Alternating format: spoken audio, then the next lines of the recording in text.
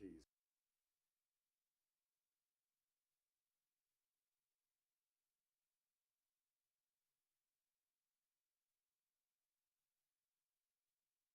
Call this meeting to order. Mary, roll please. Myers. Here. Howard. Here. Redland. Present. Showalter. Here. And join me in the Pledge of Allegiance. Pledge Allegiance to the flag of the United States of America and to the republic for which it stands, one nation, under God, indivisible, with liberty and justice for all.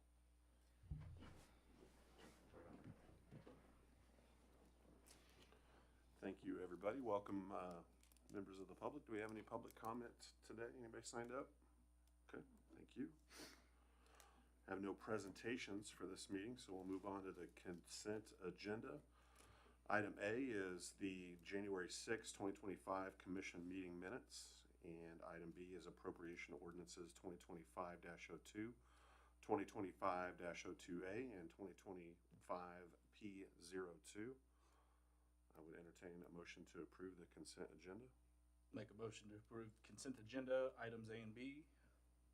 I have a motion by Commissioner Redland, Second. second by Commissioner Howard. Mary, roll please. Howard.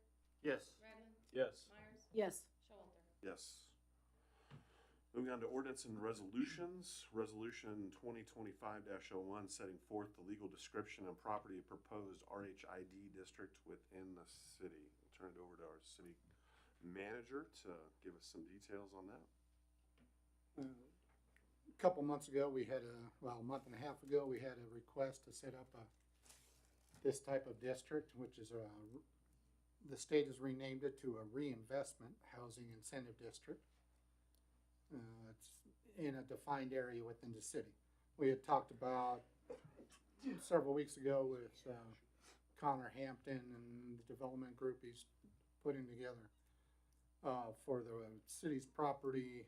Included that in the packet, picture of it. Yeah, I did. The area next that the city owns a larger parcel without including the two waste or the two ponds that are the waste stream from the water treatment plant. And then the two lots that are just north of the Topside Manor. It doesn't show on this aerial photo Topside Manors, but does on what Josh is bringing up on the big screen here.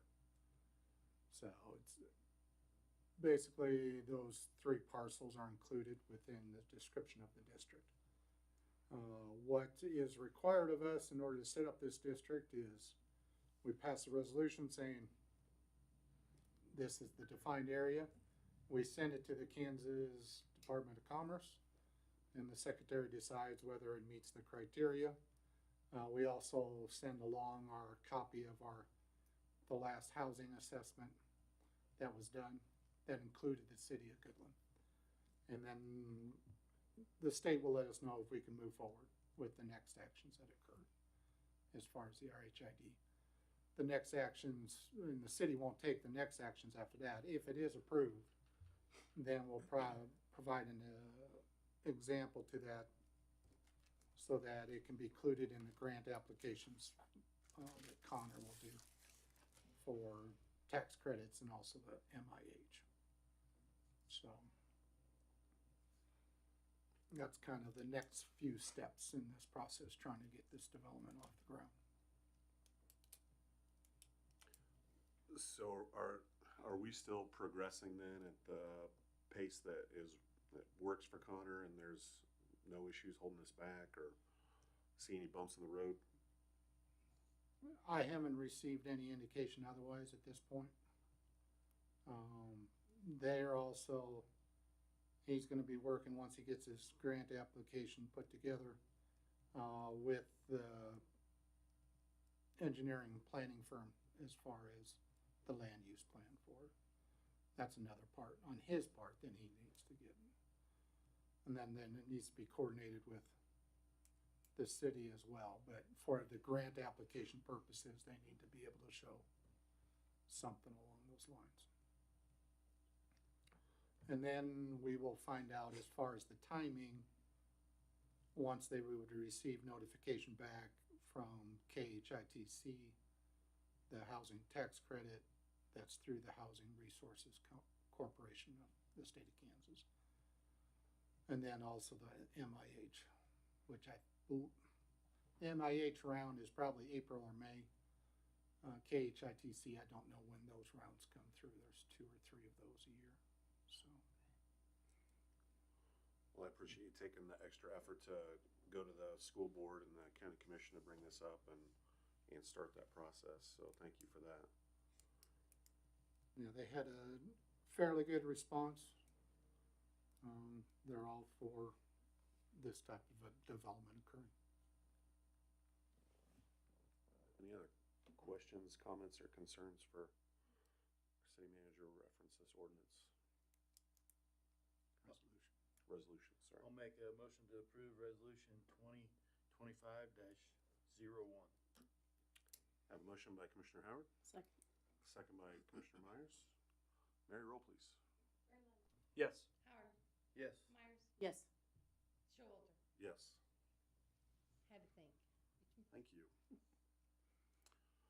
We'll move on to formal actions. First is item A, to appoint trustees to the Goodland Land Bank.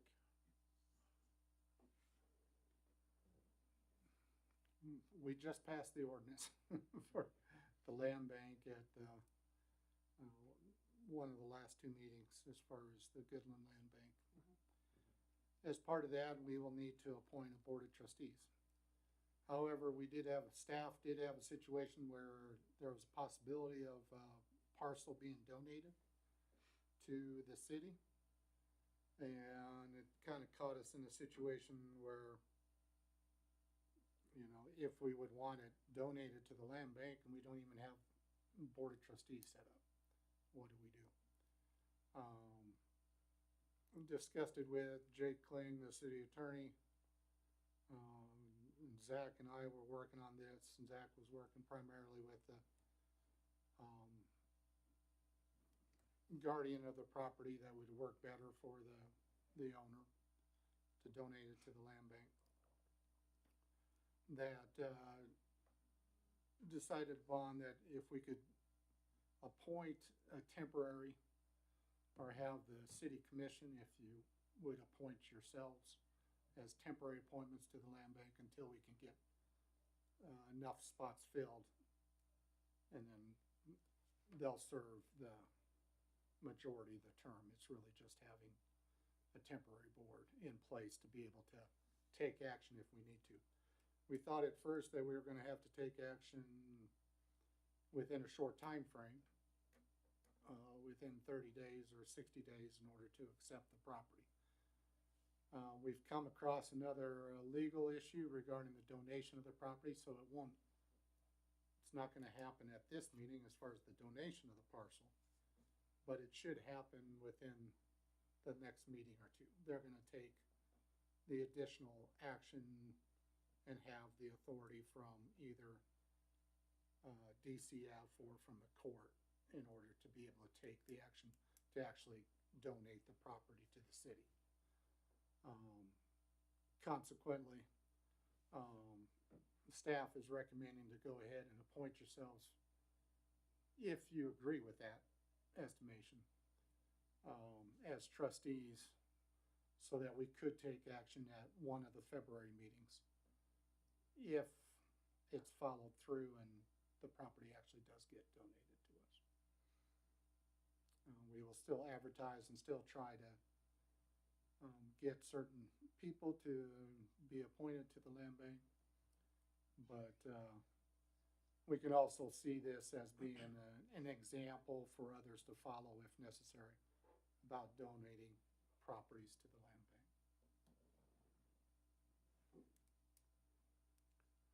What criteria did we have again for who would be on the board? There wasn't any specific, no. Okay. We had talked about possibilities of asking the county and the school board, since they're affected by the land bank as well, to appoint a representative. We also talked about as a possibility of appointing a member of a financial institution in town Okay. that comes across various things. But obviously, that's just 3 of the 7. That's Okay. not, and then, you know, if you wanted others, either real estate could be another possibility. But most other communities, then they don't have every single one of them designated, Okay. so. We did not pass that ordinance. We did not? Mm-mm. That's what I'm back here, cause like, I don't remember passing that ordinance. But we didn't. There were some things we had to outline in the ordinance. Okay. Sorry, because it's a website, I can't pull it up anymore. That's fine.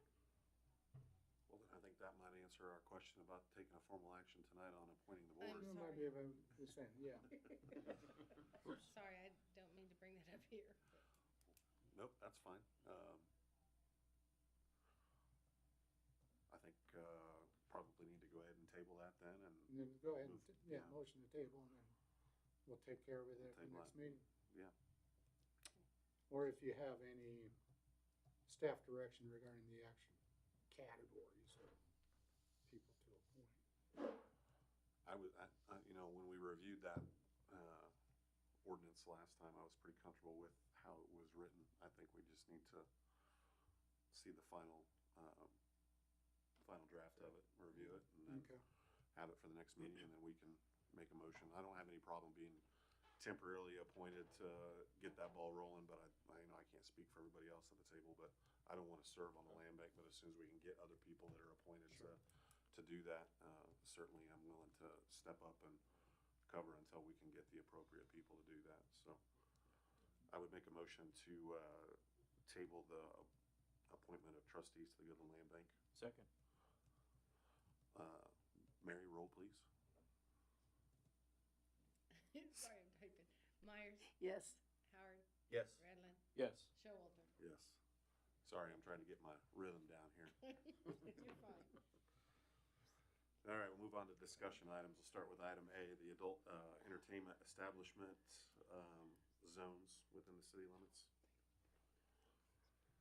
Kent, I'll let you start. Yeah, Zach and I are looking at each other because we're both dealing with this particular issue.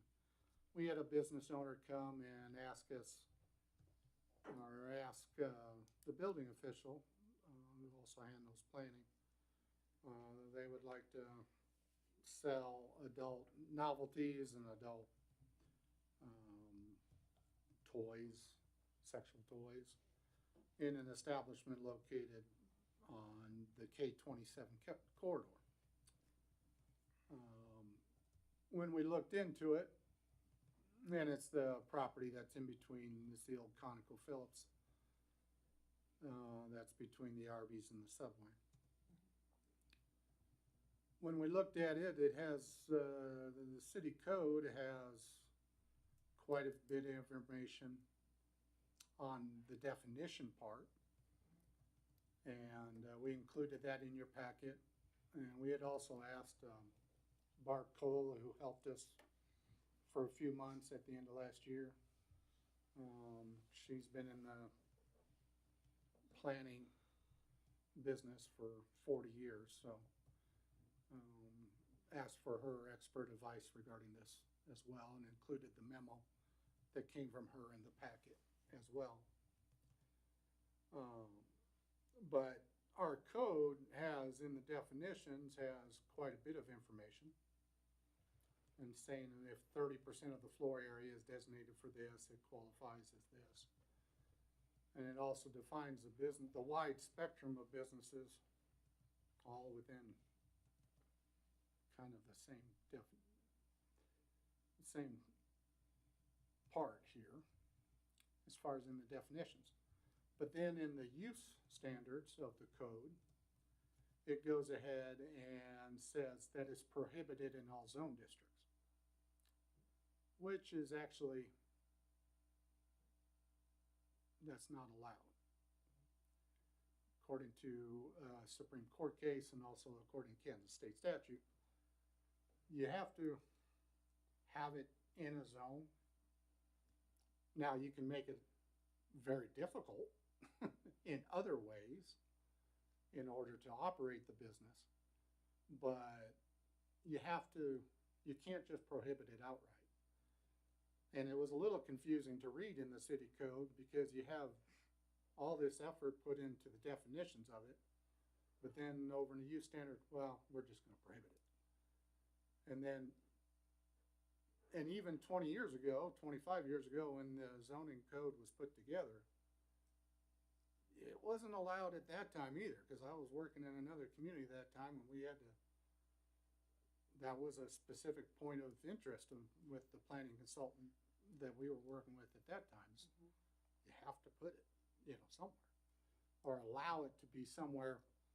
Now, it may not be technically feasible to operate the business, but it has to be allowed. And Barb kind of points that out in her memo too. So,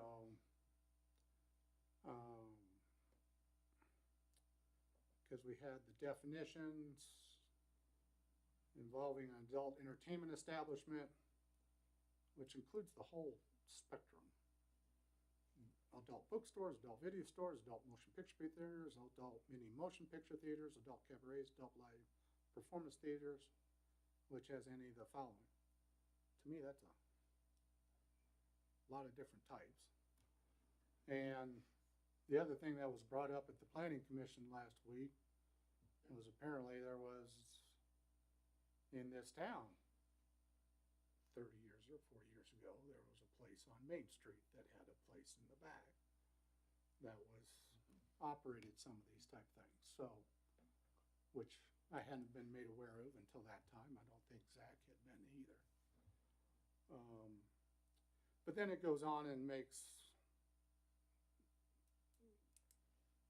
statements regarding 30% or more of its annual gross receipts, or 30% more of the floor area, etc.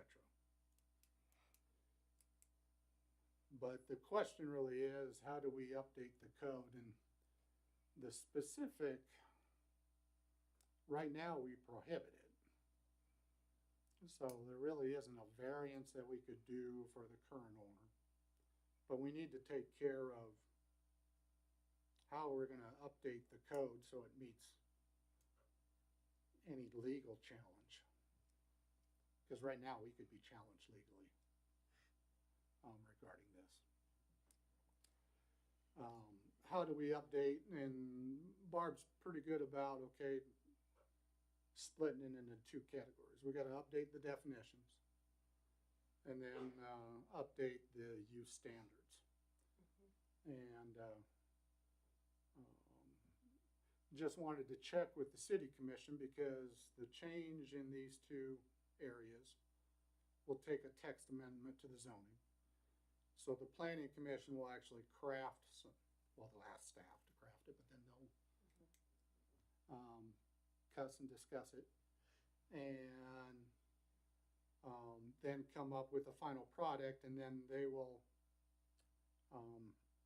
do their process about how a text amendment is brought, like we've done 3 or 4 times over the last year. They will hold a public hearing, and then they will recommend the final ordinance to the city commission. But since this is such, or can be, a difficult issue or a hot button issue, didn't want to have the planning commission recommend something to the city commission and not have some sort of agreement about what would be presented. Not trying to have exact agreement, that's not the direction we're going, because it's up to the planning commission to actually prepare the ordinance. But just want to make sure they're kind of on the same wavelength, they're kind of on the same direction as the city commission. So that's why staff put this together, so we could have a little bit of feedback from the city commission in order for us to make sure what we're creating for the planning commission to change the code that we do. And then we can take a look, even as part of this, then we're taking a look regarding the specifics of this one case. But we need to take care of the general first before we talk about, or before we address the specific case. Does that make sense to y'all? Yeah. Well, I guess I would start off by saying I appreciate you doing the background work to put together the information in the packet. It was pretty thorough, and I think Barb has been a great resource for us, with a lot of questions for ordinances and things like that. So I appreciate, her lining out some options in here. And I think I would start off by saying I don't know that, any of us want to have the first business you see after you get off the interstate to be an adult bookstore or adult entertainment. But I also understand too that there are constitutional requirements, and we have to allow and make those certain things available. So, or at least the opportunity for people to, open the businesses that they so choose. So, there are some things here in these options that Barb pointed out, I think that would be important to me moving forward, that would continue to be included as we rewrite any kind of ordinances. Things like the, not having the signage outside indicative of the use, things inside the building, and, making sure that, when somebody enters a store that is not available to minors right off the bat when you walk in the door. Those are things that are important to me, and certainly, distance regulations, keeping them away from churches and schools and things like that, are all things that would be important to me moving forward as we work through this ordinance and try to put together something that makes sense for a community like ours that is, we're a conservative community, but we're open. I've said it multiple times, we're open for business, so we need to make sure that there are ways that economic development continues to move forward in Goodland, even sometimes if there are businesses that we don't agree with. So those are the things that are important to me as we move forward in the ordinances. I would invite the other commissioners to chime in and let me know what your thoughts are. I concur with those things there too. My other thought is, if you've got one business and you're selling whatever out of there, and that other minors and little kids come in, that they are separated from any of those things. They don't need, mommy, what is that? They don't need to be put through that. It'll come soon enough, but it needs to be separated out from the store so a minor cannot just see it, plain and simple. I agree. I feel like there also has to be, just like when I had my restaurant, I had a large liquor fee that I had to pay yearly. I feel like there should be some monetary fees. And, I don't want to say hefty, but mine wasn't exactly small, and I do definitely agree with the distance. The distance is a big thing. I know there's been a couple different things in here. They've talked about 750 feet. They've talked about 500 to 1,000 feet. I know we've got the the ballpark right across the street. Yep. And as far as that distance, I don't know what that is. 150 roughly. Okay. And so I don't know if that's that length of was not mentioned, but I don't know if that's something we can put in there or not. That was something that was discussed at the planning commission as well, is to have the larger distance being used, or the largest distance that is reasonable. The other thing with our zoning map that I'd like to point out, if we would use the C1 district, which is everything in the green,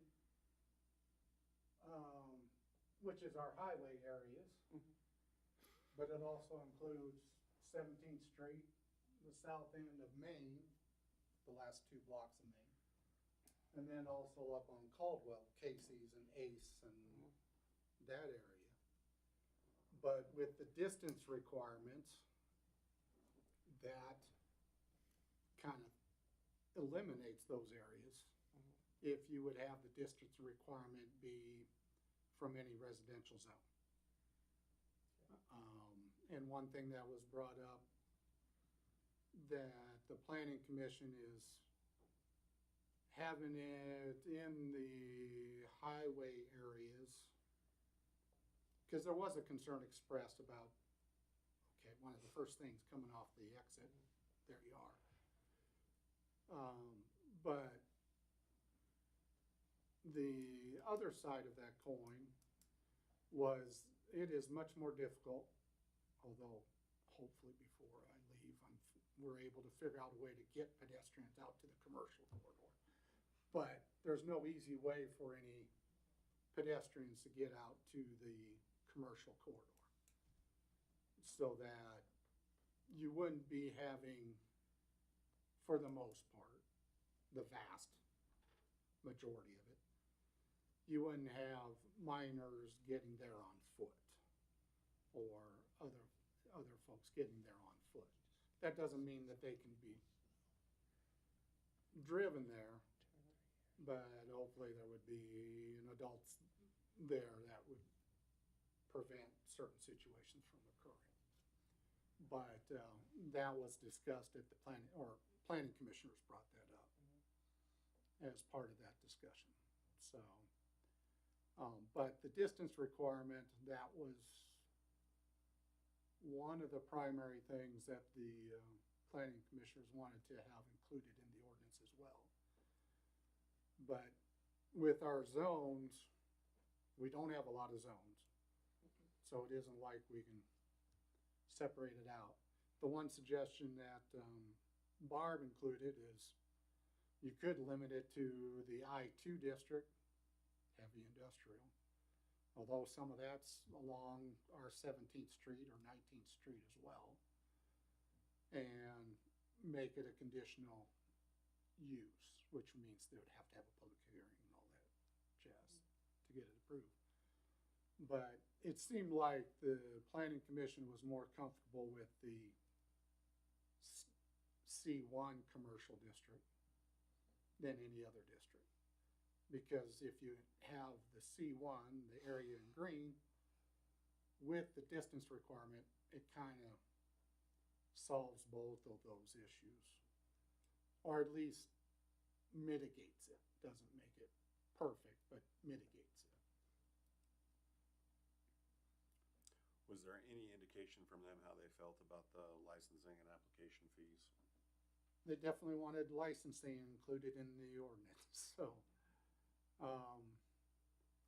Because there was an example, and I haven't taken the time yet to research a number of other communities, but there was the city of Newton brought up, had pretty stringent licensing requirements. And cost both on the owner of the property as well as all the employees. Now,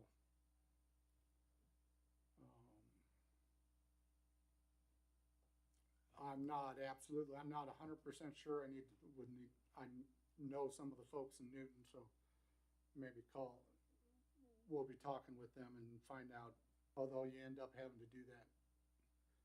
You know, you don't have to do that with CMB. You don't have to do that with the liquor laws, except when they're serving.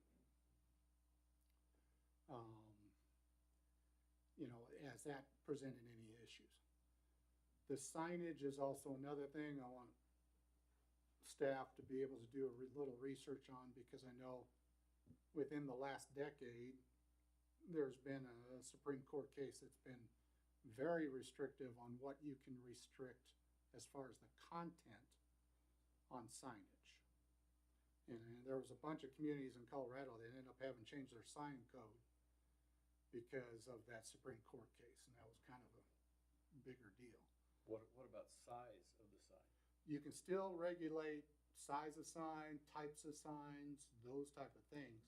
You can't regulate the content. So I want to make sure whatever we would present would at least pass the legal muster regarding that type of things. And I do think signage can be very restrictive regarding this. So, but just want to make sure it meets the criteria that's laid out. Chief Erhard, did you have something you wanted to add? / comment. So, in the ordinance, I know JJ, you said something about not having minor children accessible to that store. Well, not to that area of the store, it'd To have that to be in area. its separate. So, I guess my immediately thought went, the zoning district, wherever you're gonna put it, and then the things that you put in ordinance, very specific things, is also going to affect Walmart. They sell, sex toys. I don't know how else to put it. So, they do. I just looked it up. It's G54 or something like that. So, and I thought they sold them, and that's why I wanted to say that any ordinance that you come out with is also going to directly impact them, and how are they going to keep that away from minor Right. people. I'm not saying that you can't, I don't know if you guys knew that, but Walmart does carry a whole section of adult sex toys. So, and it's back there by the, kind of by the pharmacy area on that wall. So whatever is placed in the ordinance, you know, if you don't allow it in that district, then is Walmart gonna have something for, you know, if SCOTUS said this, and then we're doing this, and now we're doing that, so just information.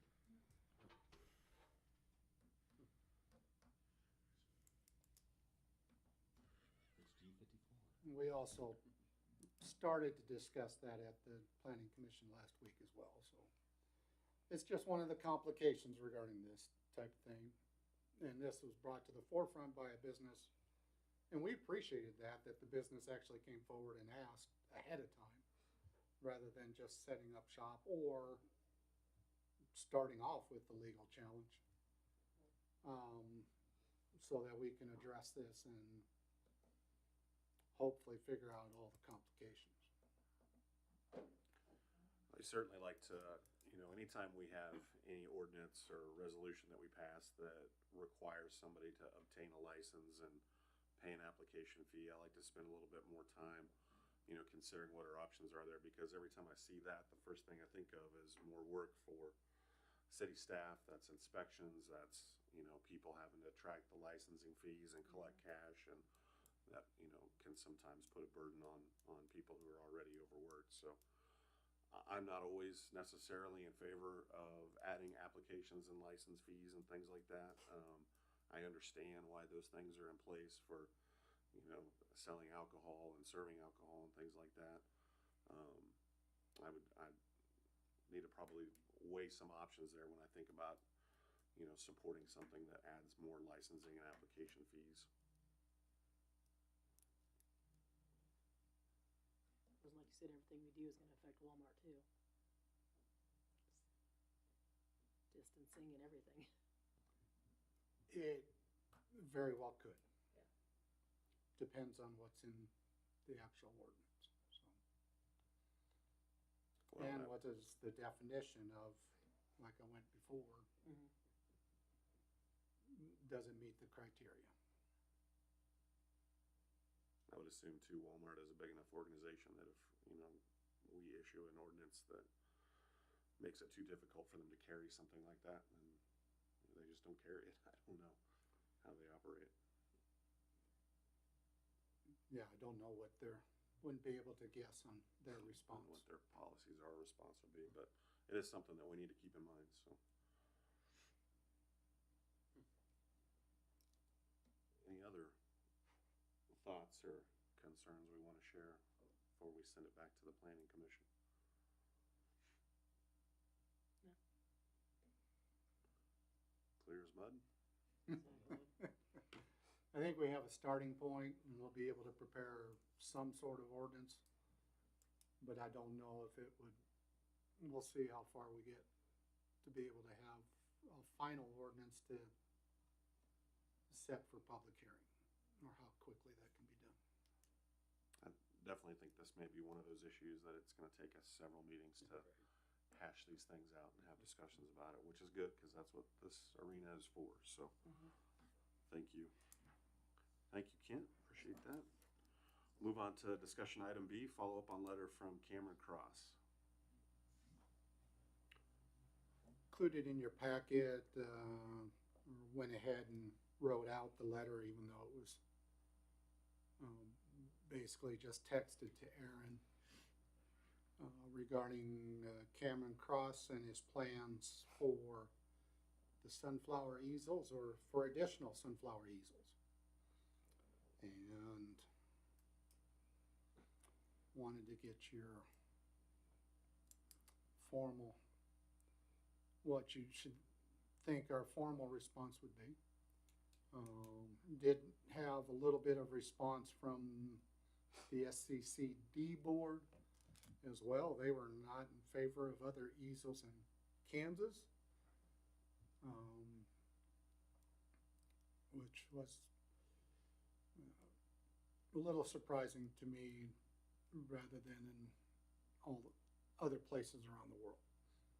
He's obviously having a difficult time continue. But it is something that is unique to Goodland as far as the easel. So,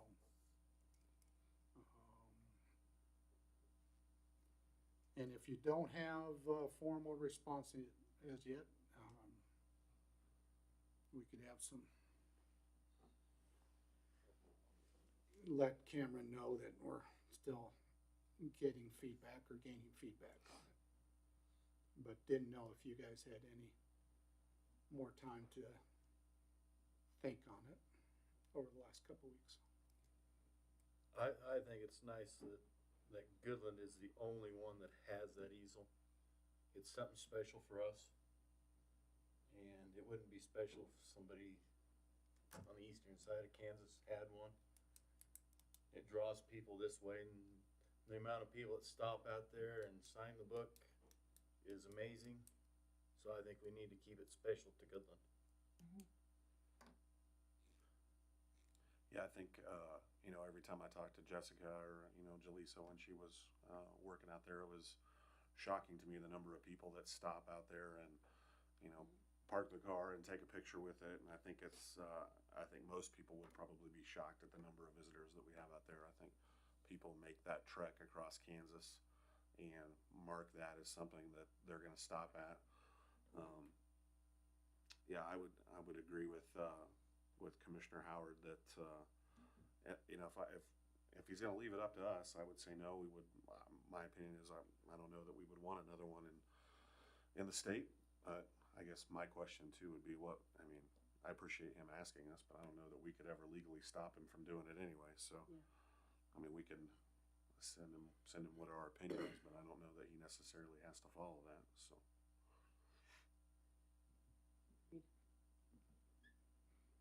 I guess I'm impartial to it, but you guys seem against it, and I agree with some of the things that you're saying. So I guess I would take that side too. I wouldn't be for it having another one, but like Jason said, we really can't just stop him. So would it be the consensus of the commission that we let them know that we appreciate being the one and only opportunity for Kansans to stop at the world's largest Van Gogh painting, and if it is up to us, we would appreciate remaining the only place to stop, but Yes. Yes, Yeah. Yeah. I agree. Okay, that's Thank you. what we'll do. we'll move on to reports. We'll start with city manager. Did have included in your packet the manager memo as well as the treasurer's financial statement, which is also will be published in the newspaper for the fourth quarter, as well as the municipal court report for the last year, and as well as the airport takeoff and landings for 2024. Obviously, the takeoff and landings are higher during the summer than they are during other parts of the year. I guess I would ask Dustin to step forward and provide an update on the stoplight maintenance. Obviously, the stoplight's working again, but what it took to get it back operational. Rewiring from the box to the base, and then we had to change out all of the red lights. They were all burnt out also. So it has gone into flash mode a couple of times, but it's been reset and it seems to be holding. So hopefully. Appreciate you finding the cheapest, alternative there, thank you. Well, I can get cheaper than that. Yeah, we can take them down one of these days. It wasn't bad though with the stop signs. Yeah. Actually went pretty well. I like the traffic flow on Main Street now that we have the one stoplight. I don't, heard complaints right off the bat, I think just because it was change and it was something new, and sometimes change is hard for people, but, as people have gotten used to it, I feel like it's been easy to get used to it. I like it. Yeah. Yeah, I'd like to ask Neil to come forward and give an update. I didn't talk to you, I didn't see you today. On the water main project at 16th and Cherry to 16th and Walnut, they got part of it done. Evening. We got the T put in at 16th and Cherry, and H&H bored the line from 16th and Cherry to 16th and Walnut, and we've got the cross set at 16th and Walnut to be able to take off from there and go north off of that. We still have to fill that line, pressure test that line, flush that line, send in bacteriological samples, and if they pass, then we can put that line into existence. And then if we get some nice weather, we can start heading north and get the first block of main and services put in for that. They didn't get it put on, did they? Cherry? Nope, they didn't get the GIS put in on it. But Basically starts at that blue line where the cursor is now. yeah, from here to here on this side. That way we can go up the side of Walnut Street to do that, because that is a 2-inch main that dead ends at 16th Street on Walnut. So it's basically getting replaced. They were also able to add a fire hydrant at 16th and Walnut, so.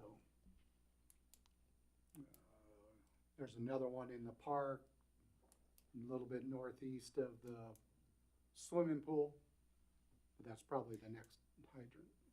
Or is there one on 16th and College? No. You No, should know not- that, because that's Yeah. at your house. The other So, way. there's definitely a need there. Yeah, it shows there's one at 16th and College.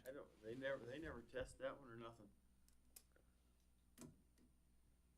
I think he tested it 2 years ago. He didn't test it last year, but he'll test them again this year. It's hidden over there.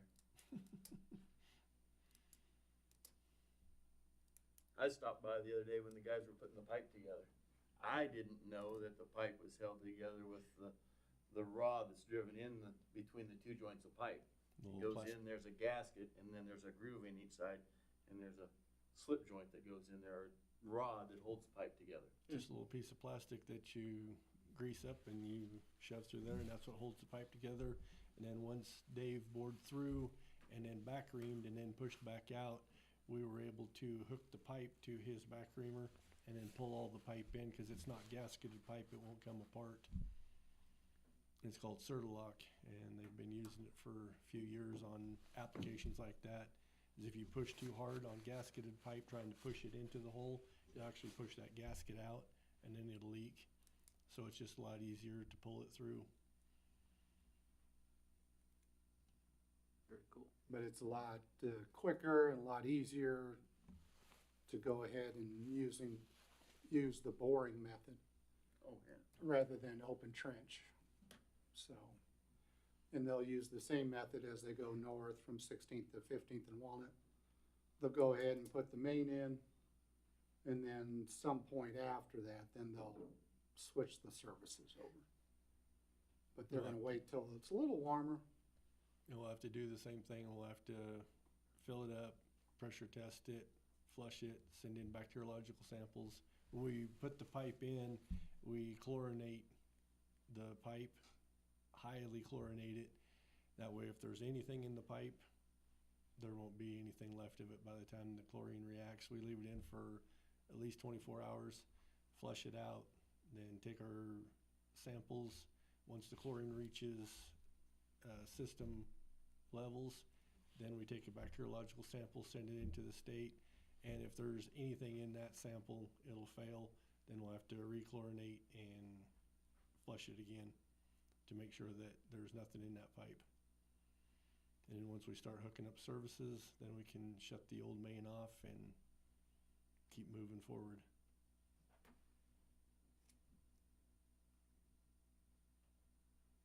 Thank you for all your work on that. We appreciate it. Thank you, appreciate it. Thank you.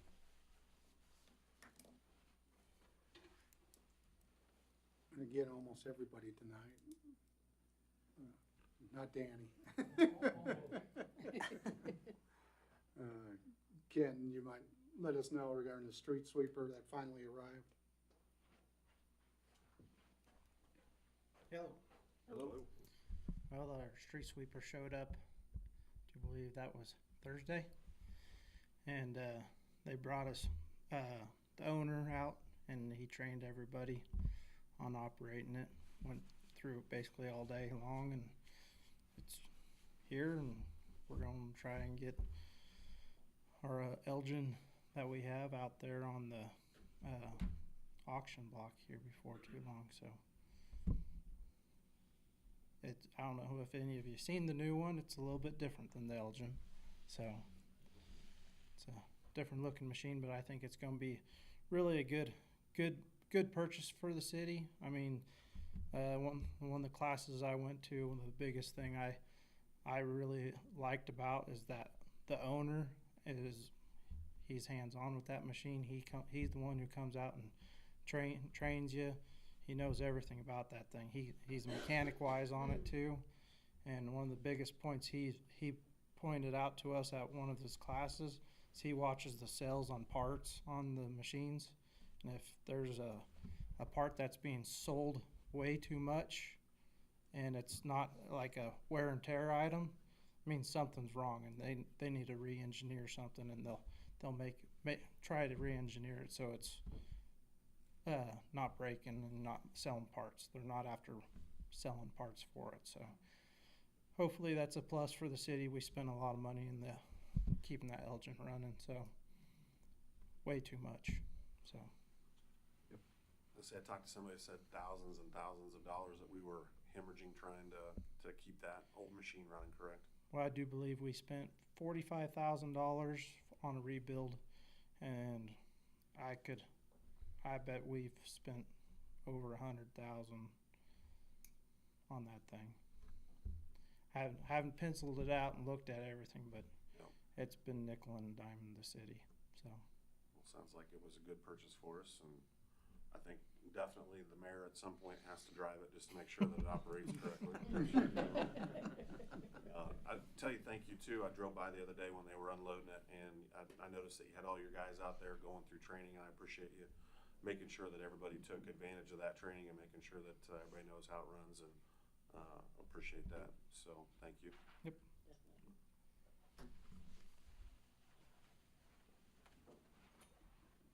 Basically went through the next item on the reports.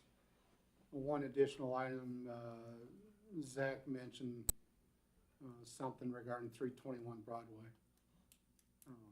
That property's completely cleared off and good to go. So that's completed, and there's another property on 15th Street that The one we already talked about, 508 West 15th, was contacted by S&M, and they are doing the demo on that one, so it should be occurring shortly as well. Sounds good. So, a couple things happening and a couple other things percolating, but that's about all we have at this point. Right? Do you have any other questions for our city manager? Thank you, Kent. Appreciate that. Move on to our commissioners' reports. We'll start on my left with Commissioner Redland. I just want to say thank you to Jason. The party was phenomenal. I had a blast, and I hope everyone else did too, for the city party. that is, other than that, I have nothing else to report. Mr. Howard? Oh, same thing. It was a great Christmas party, and hope to see everybody back there next year. And otherwise, I don't have anything. Commissioner Myers? Gonna mimic the same thing. It was a good time. Comedian was good. Yeah, he was very funny. And for the mayor's report, I'd just add that I think, you know, of all the years that I go to this city Christmas party, I think the thing about it I appreciate the most is the years of service awards at the end of the evening. And I think that's really a testament to the good work that our department heads do and making sure that the city is a good place to work and people want to stay and continue to work their careers. So kudos to you guys. That's the reason that we have those years of service awards. And then the other thing I had was just to make city staff and community aware that the reunion, the high school reunion, dates have been set for July 25th, 26th, and 27th of this year. So we do expect a large turnout. So just something to pencil into your calendars. So with that, I would entertain a motion to adjourn. So moved. Motion by Commissioner Redland, Second. second by Commissioner Myers. All those in favor say aye. Aye. Aye. Motion adjourned. Thank you, everybody.